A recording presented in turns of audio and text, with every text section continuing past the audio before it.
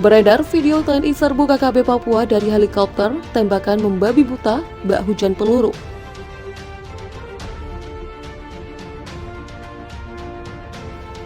Kelompok kriminal bersenjata di Papua kembali menghebohkan tanah air lantaran keberingasannya menyerang warga sipil hingga aparat TNI Polri yang bertugas.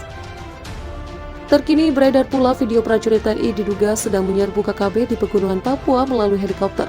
Rekaman video yang menampilkan aksi dari prajurit TNI tersebut beredar di jagat media sosial. Salah satu warganet membagikan momen dramatis tersebut ialah pengguna Instagram dengan akun @tameng_negara. Dalam captionnya, akun tersebut menjelaskan kalau serangan itu dilakukan terhadap organisasi Papua Merdeka alias OPM. Terlihat dalam video yang diunggah, dua prajurit sedang berada di atas helikopter sambil menembak secara membabi buta di sebuah kawasan yang diduga berada di pegunungan Papua. Salah satu di antara mereka menggunakan senjata jenis senapan mesin ringan dan mengarahkan di sebuah titik yang berada di pegunungan. Kemudian prajurit lainnya seakan memberitahu ke lokasi yang bakal jadi sasaran tembak. Bak hujan peluru, prajurit tersebut tanpa segan-segan menembakkan senjatanya ke arah tertentu yang diduga terdapat KKB. Kendati begitu, hingga tulisan ini dimuat, tidak diketahui lebih lanjut kebenaran dari video yang beredar tersebut. Namun yang pasti, postingan yang diduga video TNI serbu KKB Papua dari helikopter tersebut mendapat berbagai tanggapan dari publik. Kenapa nggak dari dulu begitu? Baru sekarang sudah banyak makan korban, balas akun Andi BM76. Para OPM berlindung dengan HAM, tapi kali ini negara kita udah ngamuk. Sekarang lebih kaya, berantas dulu. Kalau udah mati baru urusan sama HAM. Kata akun Mosiso. Apa kelihatan musuhnya, Min? Jadi kebayang film-film perang Vietnam. Ujar akun Luli_Hermansyah. Tugas dan tanggung jawab seberat ini, tapi kenapa ya negara tidak lebih memprioritaskan kehidupan TNI, padahal mereka yang lebih ada di garda terdepan untuk keamanan NKRI, Ibu Mayal Maida.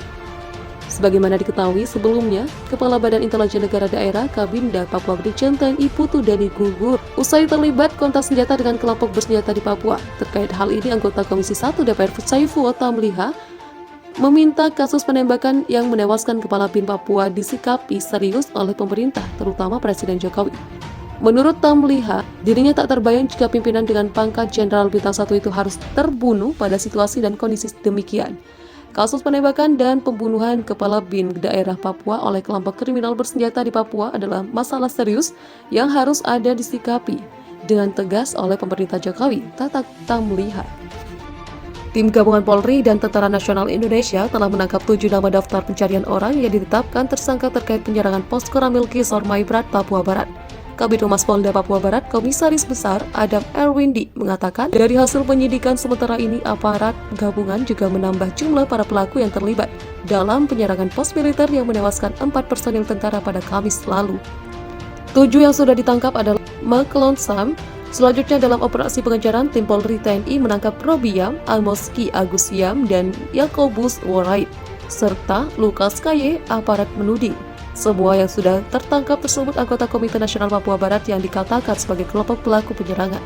7 tersangka tersebut sudah ditahan dan dalam pemeriksaan untuk mempertanggungjawabkan perbuatannya, ujar Kombes Adam dalam siaran pers yang diterima Republika.co.id di Jakarta pada Kamis malam.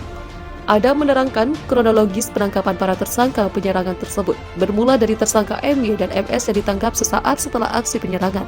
Interogasi terhadap keduanya dan pemeriksaan saksi-saksi pada Jumat lalu, Polri TNI menerbitkan dan menyebarkan 17 DPO. Selama pengejaran para buronan tersebut dari penyidikan dan pemeriksaan tersangka serta saksi-saksi, muncul nama Yakobus Worait yang tak masuk dalam 17 DPO, namun Adam mengatakan nama tersebut terlibat dalam penyerangan Posko Ramil Kisor. Pada 27 September, Polri TNI menangkap Yakobus Worait di perbatasan Kelamono, Sorong Selatan, Papua Barat. Ditangkap saat hendak melarikan diri, kata Adam. Pada 28 September, Adam menjelaskan tim gabungan kembali melakukan penangkapan terhadap 6 orang di Kolkas, Maibrat. Dari penangkapan tersebut, kata Adam, terdapat 2 nama tersangka yang masuk dalam DPO, yakni Aboski dan Robiam.